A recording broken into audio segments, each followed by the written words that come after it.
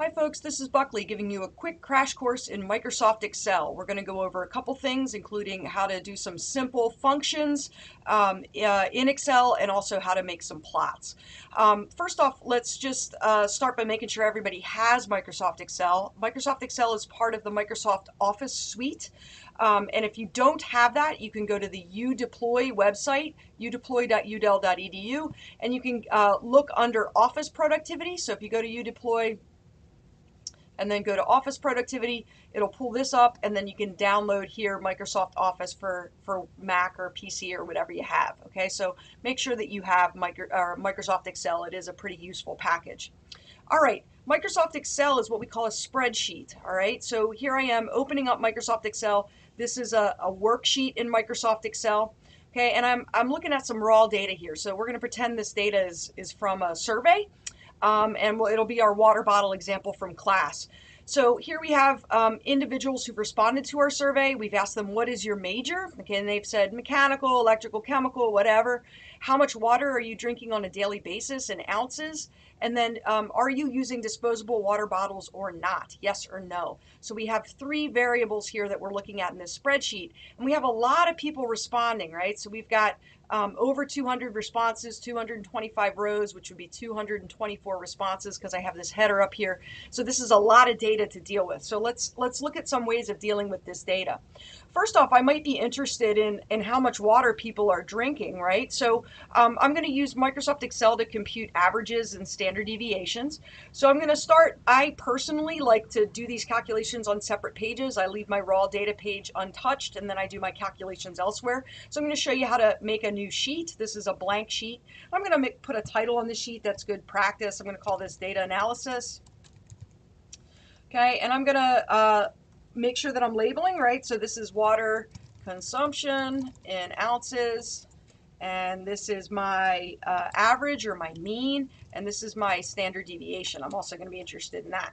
Okay, Microsoft Excel makes it very easy to calculate mean and standard deviation and a lot of other functions. Okay, basically it has a pretty sophisticated calculator in there. So I'm going to do an equal sign in this cell that tells Microsoft Excel that I'm using a function, and I'm going to type the function average. Okay, and Microsoft Excel gives me some clues. It clues me in as to what I want to do. So I'm going to select this cell, and then I'm going to select the cell all the way down at the bottom here. Okay, and it's going to take the average of all of those cells. Okay, and there we go. So 59.4419643 is the average or the mean water consumption. Okay. And then standard deviation, there's a function called stdev.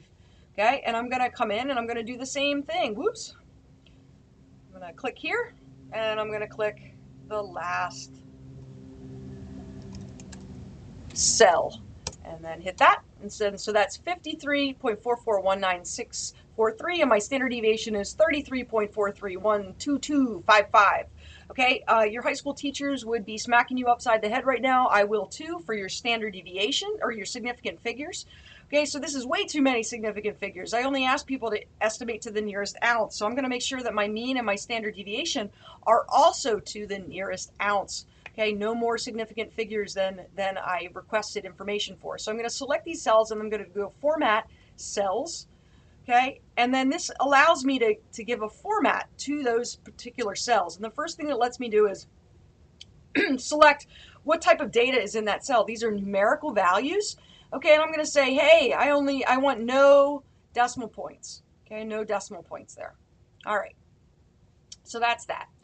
Now let's look at some other things. So I may be curious next about the number of people that responded yes or no, okay, to whether they use disposables. So I'm going to use a pretty funky command here. So I'm going to say disposables, question mark.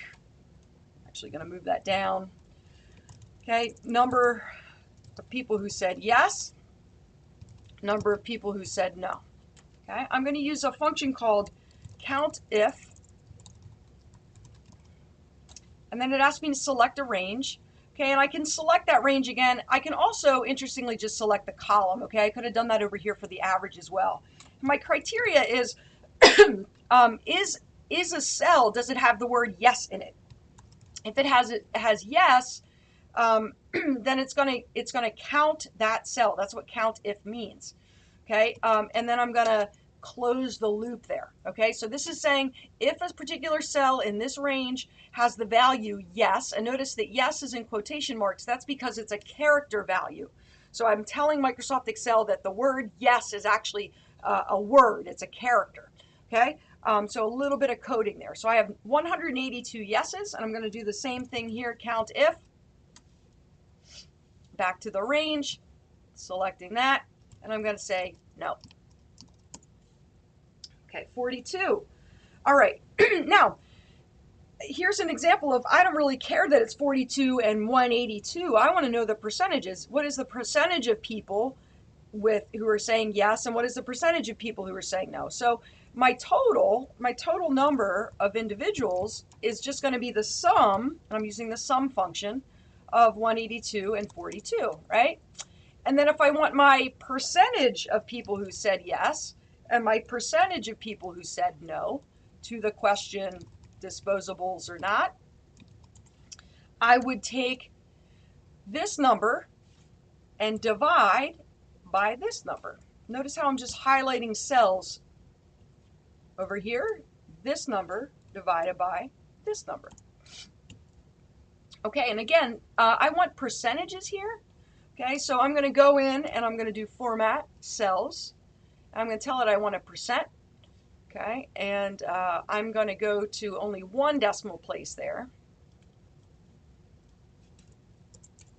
And I might take the percent signs off there because that's kind of redundant. Okay, so 81.3% of the respondents said yes. 18.8% of the respondents said no to using disposables. All right, so how might I represent the yes versus no? This might be nice to say as a pie chart or as a bar chart. I could do either one of those. Okay, so I'm going to come in and I might want to insert a graphic that's going to drive that home. It's not a very interesting graphic. We'll do a more interesting graphic in a second. Let's see how we can do a pie chart. Okay, so I'm going to do a pie chart that looks like this. Disposables, yes, no, right? Simple as clicking on insert chart and then clicking the type of chart. Microsoft Excel allows me to select a couple auto formats here, okay? I always like to make sure that when I'm doing this, that everything is really legible on my graph, right? So I like to increase the size of everything. Okay, so here I am increasing the size and kind of futz with the formatting. So there's a bar, or there's a pie chart that does that, right? That communicates this information here. All right, now let's do something a little bit trickier. So it might be interesting to look at the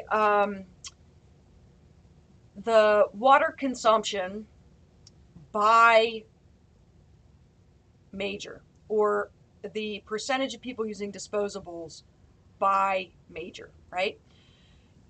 So one way to do this is to use a pivot table, which is kind of tricky. So we're going to do it kind of the older, clunkier way, okay, of processing this data. But I like to start by first doing what I call a filter. All right, so I'm going to filter this. This is my header column. I'm going to apply a filter. Okay, and then I can filter this and I can say, okay, I want you to sort all these individuals by their major. And here I'm just doing the majors alphabetically. Here's all my chemicals, here's all my electricals, here's all my environmentals, and here's all my mechanicals. So I had those groupings. Okay, and if I want to see just one of those, I could go in under my filter and I could select, okay, I just want to see the chemicals, right? So this is only going to pull up the chemical engineers. Note, only the chemical engineers. All right, so this could give me an easy way to make a table that's going to say major, and we'll start with chemical, and mean and standard deviation. Let's just do mean, actually. Water consumption, mean value in ounces, okay? All right, so I could say, now that I have this other page sorted, I could come back in and I say, I only want the average of these guys. So they're drinking, chemical engineers are drinking 56.425. Who we have next? We have the civils. Oh, electricals, my bad. So we're just going to look at the electrical engineers. I didn't do everybody, guys. Just for the interest of time. So I'm going back and I'm selecting just those. Who we got? Next, I'm going to do the environmentals. Oh, the hippies. All right, I'm going to do the hippies. Okay, notice I'm just using this average function again and again. There is a cleaner way to do it, okay, with a pivot table. You can look that up on your own, okay? It's a little beyond what we do in this course, okay? You want to be using Excel for a little while before you do that. Next is mechanical, okay? A lot of mechanical engineers here. Mechanical.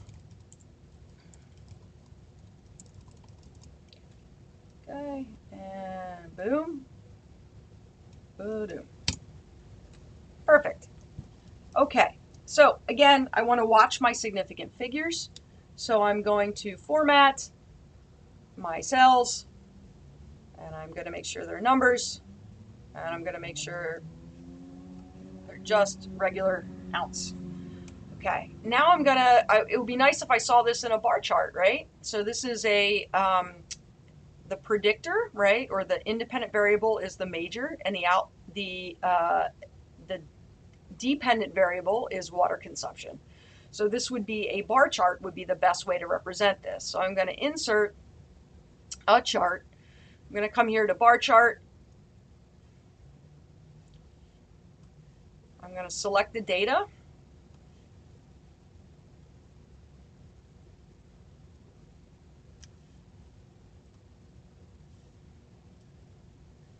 And there we go. Okay. So I like this to be big, so I futz around with the formatting, and I'm showing you exactly what I'm doing to get my plots looking nice. Okay. I would, if I double click on this, it's going to bring up some options on my axes. Okay, so I'm going to cut down on, I think 50 to 68 is a weird number, so I'm going to say 50 to 75, and I'm going to say my major unit is, oops, minimum is 50, maximum is 75, and my unit, that looks pretty good, right? Going in units of 5, okay? What else do I need? I need to make sure that I've got a label on this x-axis, right? So I would come over here to add chart element. Now, if you're, I'm working on a Mac, guys, so my buttons may be in slightly different places. Okay, so just look for these add chart element. Those kind of things are going to be standard. They just might be in a different location. Okay, so this is the average or the mean water consumption in ounces, right? And I'm going to make sure that this is big enough as well. Whoops, a little too big.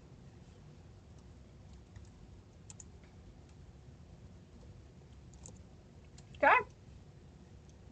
All right, so we've gone over a couple things here, guys. Right? We've learned how to